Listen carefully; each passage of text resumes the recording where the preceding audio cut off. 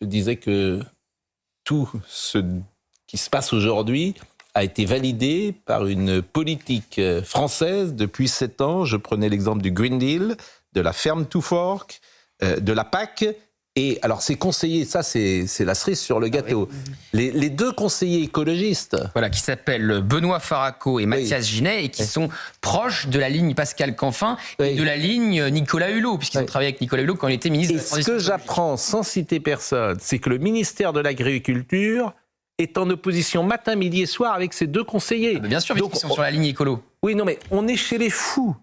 On est chez les fous. Puisque vous avez un ministre de l'Agriculture nommé par Emmanuel Macron qui doit se battre contre 2 conseillers qui sont les conseillers d'Emmanuel Macron. Mais comment voulez-vous que ce pays marche ? Ça existait déjà à l'époque de Nicolas Hulot qui a démissionné. Mais pourquoi y a-t-il des conseillers qui ne sont pas sur la ligne du ministère de l'Agriculture ? Bien sûr, mais les arbitrages, c'est toujours comme ça. Il y a des conseillers qui ne sont pas sur la... Entre Éric enfin, c'est idiot, c'est complètement... Quoi, d'ailleurs ? Mais les conseillers servent à conseiller. Alors, ils sont chefs du pôle écologie, agriculture, mais c'est 2 écolos, 2 militants écolos. Mais pourquoi pas, d'ailleurs ? Alors, ils disent plus un mot, là. Ils disent plus un mot parce que Emmanuel Macron dit non mais là il la ramène moins comme on dit. Il la ramène un peu moins depuis vendredi ou samedi au salon de l'agriculture avec le chef de l'État. Il la ramène un peu moins. Et alors Emmanuel Macron dit qu'il assume enfin il assume. Oui parce que Emmanuel Macron quand il y a une faute à l'Élysée, c'est de sa faute après avoir dit là-dessus. Emmanuel Macron protège ses troupes, ça c'est pas le sujet. Mais que ces gens mènent qui sont rien du tout, qui ne sont pas élus et qui proposent des solutions, des politiques que les Français ne veulent pas, c'est juste un scandale en fait. Et surtout qu'il c'est juste un scandale. Des invitations très étranges au soulèvement de la terre. C'est tout. Non, c'est pas qu'il y ait des conseillers. C'est ce qu'on appelle, c'est pile poil le syndrome des petits hommes gris. C'est exactement ça, des petits hommes gris. Il y a des conseillers pas élus. Madame Le Floch. Et c'est même pas 2 visions qui s'opposent, c'en est 3, parce qu'on a bien un peu une vision écologiste avec ses conseillers, on a la vision mondialiste, européiste avec Emmanuel Macron, et on a après le ministère de l'Agriculture qui voudrait nous entendre, nous écouter, mais qui ne sait même plus quelle direction prendre. Et sur l'état des lieux de la France, de l'agriculture française, ils ne sont pas d'accord. Et nous, on n'est pas d'accord avec eux, parce que c'est pas du tout le bon état des lieux. Les prix planchers qu'a proposé Emmanuel Macron ce week-end, il y a son ministre de l'Agriculture qui, il y a quelques semaines... Vous voulez l'écouter ? On peut l'écouter. Le ministre des Entreprises disait c'est Cuba de faire un prix plancher. Il disait également, M. Fesneau, parce que M. Fesneau, moi je le comprends maintenant, il navigue le pauvre, il peut rien faire, il navigue, puisque tout remonte au niveau du président de la République. En fait, le président de la République, il est Premier ministre, il est ministre de l'Agriculture, il est conseiller, il est tout. Il est tout. Donc évidemment, c'est compliqué. Mais je vous propose d'écouter M. Fesneau, ce qu'il avait dit effectivement sur cette proposition. C'est le 27 janvier. Hein. On est le combien aujourd'hui ? On est le 26 février. Bon, le 26, pour vous dire la cohérence de ce gouvernement, écoutons. Je ne connais pas beaucoup de filières qui disent qu'il faut abroger Egalim. Les seules personnes qui ont demandé à abroger Egalim, c'est M. Leclerc. Reprenez ses déclarations à l'époque, en disant on est le seul pays à faire ça, c'est un pur scandale. On a plutôt intérêt à regarder et à réfléchir au niveau européen, et ça me permettra de répondre à votre question, que de revenir sur quelque chose qui permet d'encadrer les marges et d'encadrer la matière première agricole de sorte qu'elle soit payée. Après, les propositions démagogiques du genre on va fixer une obligation de prix plancher, comme on peut le faire, parce qu'il y a des règles quand même européennes, que sur les prix agricoles français et qu'on peut pas le faire sur les prix des autres pays, qu'est-ce que ça fait ? Ça vient mettre en concurrence déloyale les produits agricoles français. Donc il faut que la matière première elle soit payée aux paysans français comme elle doit être payée aux autres agriculteurs, et c'est comme ça qu'on arrivera à le faire et pas autrement. Vous dites que ce serait contre-productif. Mais c'est manifestement, enfin c'est d'ailleurs à ce motif-là qu'on l'a pas accepté, parce que s'il était aussi simple que ça de dire, moi je mets le kilo de tomate à 2 € ou à 10 € en France pour payer les agriculteurs, et que l'arrive de la tomate à 3 €, vous croyez qu'il va se passer quoi ? Donc on a besoin que les prix montent, et que les prix montent, y compris au niveau national. Bon, si les entreprises privées étaient gouvernées comme la France, je vous assure que ça ne marcherait pas longtemps. Parce qu'il n'y a pas de vision, il n'y a pas de stratégie, et ça change tout le temps. Je n'ai pas d'avis sur les prix planchers. Madame, vous allez peut-être nous dire ce que vous en pensez. Écoutons simplement ce qu'a dit José Bové sur les prix planchers. Il ressemble. La question des prix planchers devait être soi-disant réglé par la loi Egalim.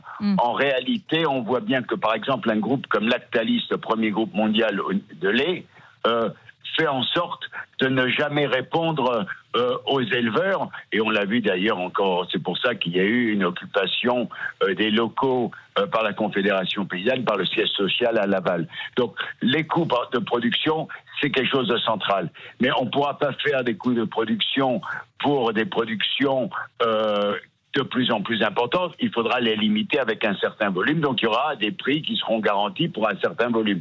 Bon, Madame Le Floch, je rappelle que vous êtes présidente nationale de la coordination rurale. C'est un sujet un peu technique, mais évidemment, j'ai pas d'avis là-dessus. Les prix planchers, c'est bien ou pas bien? Eh bien, écoutez, nous, Egalim, on n'y a jamais cru. Le résultat n'est pas là.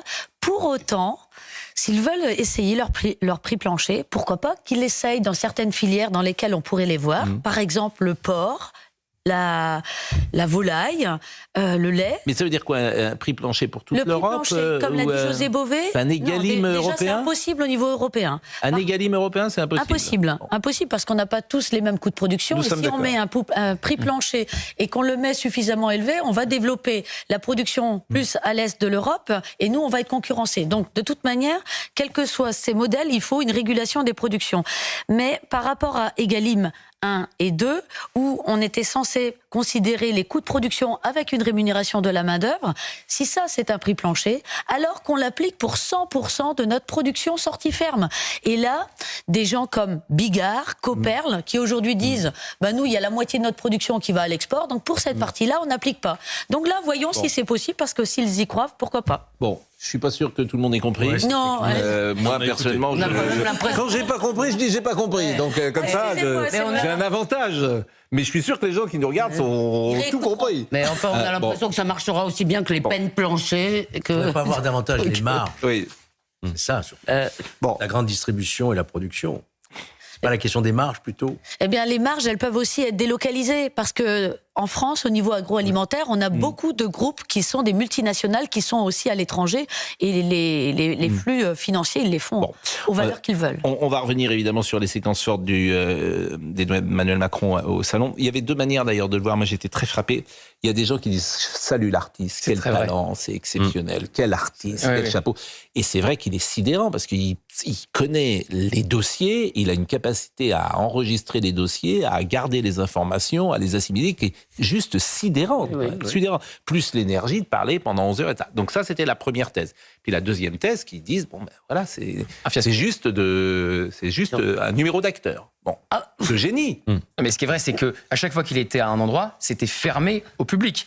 Évidemment, tout ça a été ultra sécurisé par des cordons de CRS, donc c'était inédit. Et puis, c'est au-delà des huées qu'il attribue à la coordination rurale qu'il attaque une nouvelle fois ce matin. Un mot avant ça. Il arrivait à séduire quand il faisait ça. Il arrivait à donner l'impression à chacun de ses interlocuteurs qu'il était la personne la plus importante.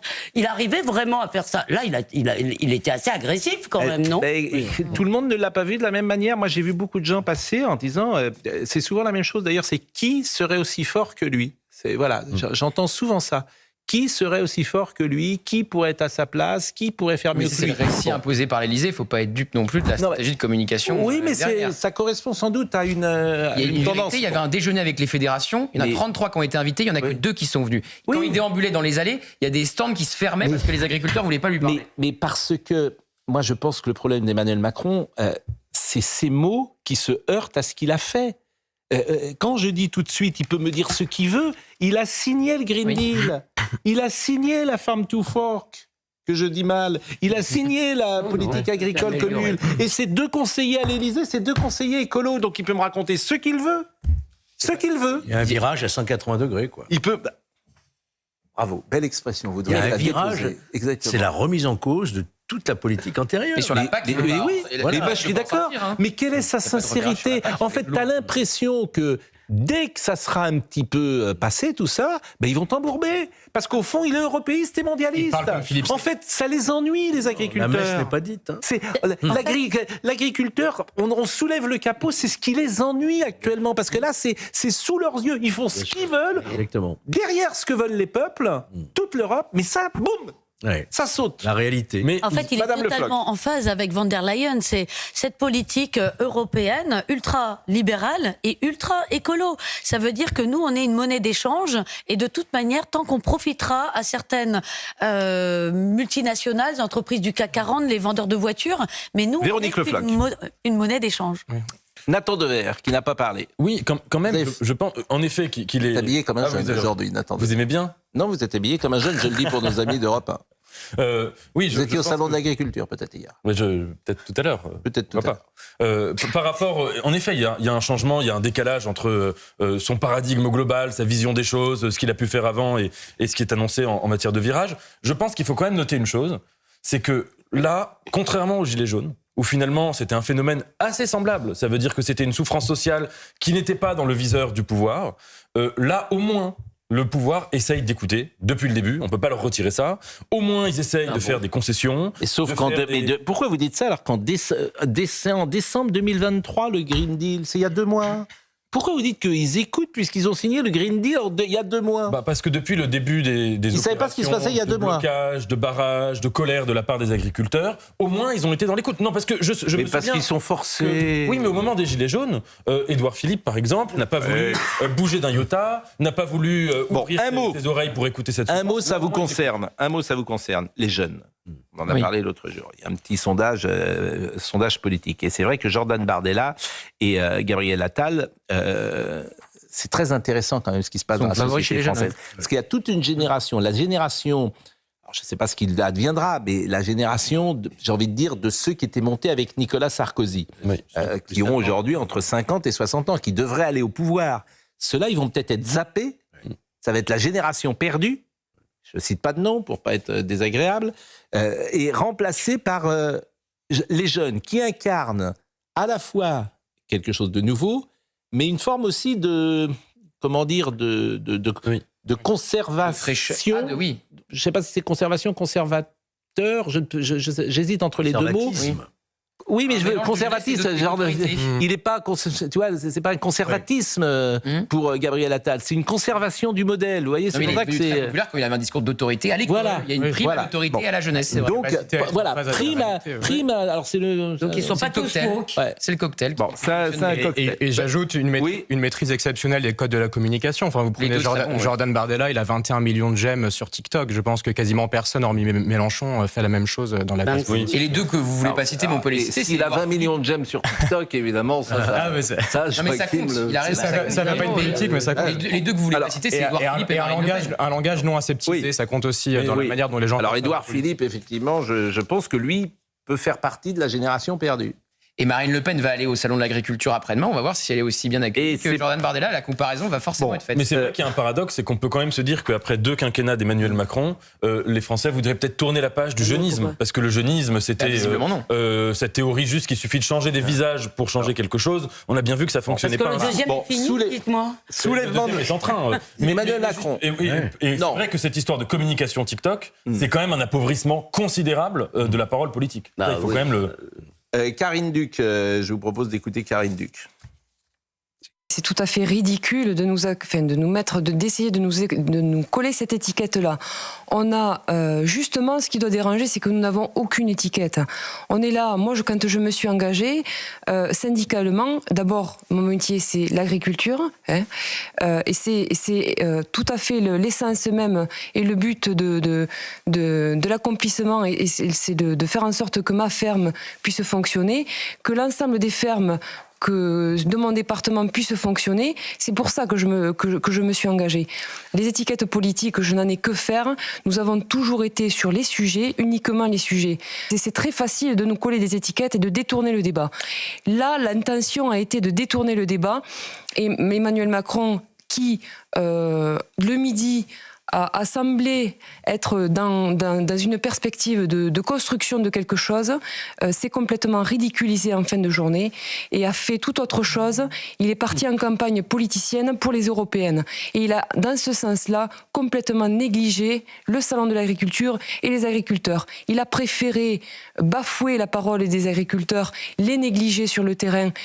Bon, Karine Duc, je rappelle qu'elle est coprésidente de la coordination rurale, vous êtes la présidente nationale, mais on a écouté Karine Duc avec un peu d'avance, on écoutera ce qu'a dit tout à l'heure Emmanuel Macron dans l'interview qu'il a faite au Figaro, mais c'est vrai que c'est lassant de renvoyer tous ceux qui ne sont pas d'accord avec vous à l'étiquette extrême droite. Voilà. Alors vous, ça y est, vous êtes assignés aujourd'hui au Rassemblement National, mais à peu près tous les opposants d'Emmanuel qui ne pensent pas comme Emmanuel Macron sont assignés au Rassemblement National, soit par Emmanuel Macron lui-même, soit par ses troupes, soit par Dupond-Moretti, soit par la presse, etc. C'est un peu fatigant. Voilà, c'est un peu fatigant. Alors c'est fatigant pour nous au niveau national, c'est fatigant aussi et surtout pour tous les adhérents, tous les sympathisants que nous avons sur le terrain et qui n'arrêtent pas de dire mais faites cesser ça. C'est pas du tout le sujet. Et ils sont en train de s'éloigner pour justement tenter de nous nuire finalement, alors même que peut-être il a des comptes à rendre ou il est en compétition pour les européennes. Mais nous, on n'a rien à voir là-dedans. Nous, on n'a pas de projet politique, on a un projet agricole. On doit sauver des exploitations et ramener du revenu. Nous sommes d'accord. Nous sommes d'accord. Alors, une question à madame. Non. Emmanuel Macron, comme vous le savez... La parole était libre. Non, mais vous savez bien que vous êtes là pour commenter et éditorialiser. C'est un commentaire, alors. Alors, c'est quoi ? Mon commentaire, c'est qu'on ne peut pas complètement, si vous voulez dire, sur les traités de libre-échange, ne jamais prendre en compte le fait que notre industrie en a besoin. Et vous avez dit tout à l'heure, on nous sacrifie au CAC 40. Non, je ne dis pas qu'il faut le faire, mais il y a quand même aussi l'industrie française, c'est pas seulement l'idée des grands actionnaires, c'est des ouvriers, c'est des emplois, donc c'est quand même important. Donc comment on fait pour ça? C'est ça qui me pose problème, c'est-à-dire que je trouve on peut pas jeter les traités de libre-échange. Voilà, c'est éditorial. C'est un commentaire. Juste une réponse. Oui. Nous, avec l'idée de l'exception agriculturelle et sortir l'agriculture de ces accords de libre-échange, c'est protéger l'agriculture, mais pas que l'agriculture française, c'est protéger toutes les agricultures au monde pour que nous, à cause de ces importations qui répondent pas à nos normes, n'allions pas déverser nos productions sur des continents africains ou ailleurs, alors même que eux doivent développer leurs agricultures. Mais Mercosur, c'est l'industrie allemande, par ailleurs, qui va en être la grande bénéficiaire, c'est pas l'industrie française. Emmanuel Macron dans le Figaro, ce qui m'intéresse, alors, soulèvement de la terre... C'est exceptionnel. Quand ça vient de l'Élysée, il y a un responsable, c'est moi. Alors, on va l'écouter, parce qu'il était particulièrement... il a dit c'est une colère, etc. Mais, en fait... Il y a déjà une contradiction entre ces deux sorties. Oui. S'il est en colère parce que l'invitation n'a pas été émise, d'accord, mais après il dit quand ça foire, ça vient de l'Élysée, c'est de ma faute. Il est en colère contre lui. Alors, écoutons... la vérité, c'est qu'il ne devait pas être au courant de cette invitation, mais que cette invitation a été émise. Et Florian Tardif l'a révélé tout de suite après le communiqué de l'Élysée. Quand vous appeliez à ce moment-là les conseillers du président, on vous répondait « le président n'a peur de rien ». Donc ils assumaient cette invitation. Mais voilà. Parce qu'en fait, la vérité, c'est que c'est le bordel. Oui. C'est ce que j'ai dit tout à l'heure. C'est-à-dire que tu as un ministre de l'Agriculture qui n'est pas d'accord avec des conseillers, avec un président de la République qui n'est même pas au courant de ce que disent ses conseillers. Et il découvre peut-être qu'il a des conseillers militants écologistes. Donc, si vous me permettez, je veux dire, pardonnez-moi, mais dans une boîte privée... L'invitation pose problème. Quand Yacine Bellatar a été reçu à l'Élysée, c'était la même chose. Hein. Dans une boîte privée, c'est des trucs qui ne marchent pas. Pardonnez-moi de le dire comme ça. Et c'est son job. Ça fait 7 ans qu'il est au pouvoir. C'est à lui de faire ça. Alors, écoutez ce qu'il a dit, le président de la République. Benalla et autres. Alors, vous savez quoi? C'est courageux. Vous allez voir là-bas, vous leur dites qu'on ne va pas assez moins sur l'éco-phyto. Vous revenez me voir avec des propositions. Les propositions elles sont faites par la Confédération Paysanne et la Confédération J'en ai comme ça, là, en stéréo, entre les uns qui gueulent parce que ça va pas assez vite, les autres trop vite.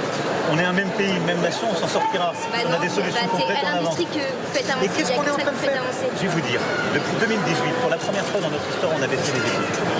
On a baissé les CMR1 qui sont les plus dangereux de combien? 91%. On a baissé le glyphosate 30%. Donc vous dites n'importe quoi. Non.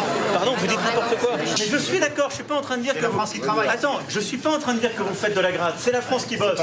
Mais on va aussi arrêter tous collectivement de dire que l'agriculture est foutue. Parce que sinon, c'est pas la peine d'aller chercher des jeunes. Si le discours ambiant, c'est de dire l'agriculture est foutue et il faut que des aides de trésor, il n'y a pas la peine de faire une loi d'orientation. Il n'y a pas la peine de s'emmerder. On ferme tout de suite le magasin. Donc ça, c'est pas vrai.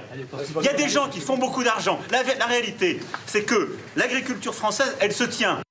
On écoutera tout à l'heure son démenti sur les soulèvements de la terre, mais on peut rebondir sur ces deux sons que je vais vous montrer, qui montrent une sorte de... Alors d'abord, c'est un président qui parle... Il y a un film qui s'appelle Zelig de Woody Allen. Et quand il est avec des énarques, il parle comme un énarque. Quand il est avec des journalistes, il parle comme des journalistes. Quand il est avec des littéraires, il parle comme des littéraires. Et là, il parle... C'est pas mal d'ailleurs, c'est plutôt intelligent, c'est quelqu'un qui s'adapte. Il parle comme Philippe Séguin à Paris, il vote comme Daniel Cohn-Bendit à Bruxelles. Enfin, c'est ça le cœur du problème, je crois. Et il y a par ailleurs une croyance en la dimension performative de la parole d'Emmanuel Macron qui, moi, me gêne un peu. Enfin, on a l'impression que dire c'est faire, mais là, c'est pas une question de parole, c'est une question de bilan. Enfin, quand vous avez une érosion de l'excédent commercial agricole français de 36% en 2023, c'est pas la faute du RN, c'est pas une question de parole, c'est une question de bilan. Idem pour le mal-être des agriculteurs. Enfin, c'est ça que je trouve un peu gênant, une manière de nier les problèmes, de nier ses propres responsabilités qu'on voit dans ce genre de séquences assez maternelles. En tout cas, ces deux séquences ont beaucoup fait parler, parce qu'il y en a une avec une dame, mais il n'est pas très gentil quand même. Moi, oui. Et puis, moi, il y a d'abord ce malaise généralisé où j'ai l'impression qu'il y a une souffrance, enfin, c'est pas j'ai l'impression, il y a une souffrance très importante des agriculteurs et j'ai l'impression qu'il y a des petites luttes politiques qui se font sur leur dos, des petits ping-pong, et je ne trouve pas ça très digne. Là, les déclarations d'Emmanuel Macron, notamment la première qu'on a vue, c'est vrai qu'il y a une forme, on peut trouver, d'indécence à parler comme ça à quelqu'un qui est dans un mal-être professionnel énorme. On sait tous que les agriculteurs aujourd'hui, c'est 1 à 2 suicides par jour en moyenne, que c'est des gens qui vivent avec 700 € ou moins, etc. Donc c'est une question de presque de vie et de mort pour certains et certaines d'entre eux, et leur dire leur parler ainsi, comme si c'était des gens qui venaient juste se plaindre sans raison, c'est dérangeant. Maintenant, moi, ce que je trouve symptomatique dans ce genre de vidéo, c'est qu'on a l'affrontement de plus en plus entre un élitisme condescendant et, je dirais, un pessimisme populiste. Et ça, c'est vraiment, on a l'impression que c'est la forme, le virage qui est en train de prendre la politique française à tous les niveaux. Et cette vidéo le résume, l'exprime très bien. Tu ne réponds pas par des faits. Et que la parole ne suffit pas. C'est tout. Et que si tu arrives et que tu dis année blanche, ben, c'est terminé. Voilà, on va marquer une pause et on va saluer notre ami Thomas Hill. Bonjour Thomas, merci. Sur Europe 1, on va pouvoir vous suivre jusqu'à 11h avec votre émission. Tout va bien, Pascal. Vous avez passé un beau week-end? Excellent, excellent. Je suis en train de réaliser que je commence à avoir une coiffure qui ressemble de plus en plus à celle d'Elisabeth Lévy. Donc il y a une proximité. Il y a quelque chose. Ça c'est la punchline de la semaine. Je suis pas sûr de prendre ça pour un compliment. Non, ça c'est la. C'est un compliment que je vous fais, absolument. Ben, soyez gentil avec Elisabeth Lévy, elle vous a rien fait. Que moi je sois rude avec elle de temps en temps, mais pas vous, quoi. Je la défends quand même face aux attaques extérieures. Faites attention, si vous serez pas vraiment. Bon, attention. Bonne journée en tout cas et bonne émission.